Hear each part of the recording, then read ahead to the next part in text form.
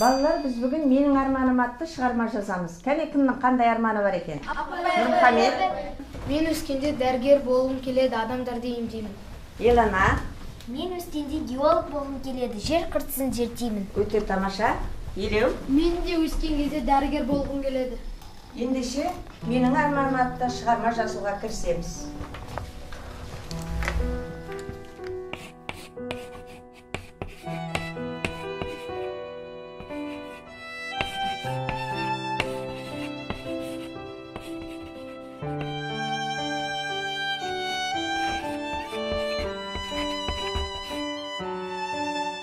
Менің арманым.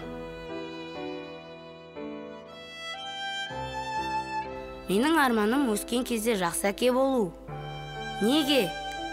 Менің әкем бар, бірақ ол бізді тастап кеткен. Мен білемін, менің анама қиын.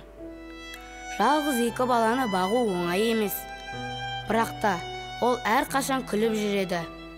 Кейде бізге байқатпай жылайды. Мен барынша анама көмектесуге тырысамын. Анам жұмыста болғанда ініме қарай алсам. Мен үшін бұл айтарлықтай қиын емес.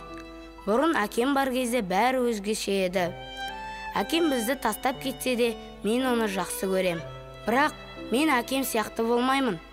Мен жақсы әке боламын. Бұл менің арманым.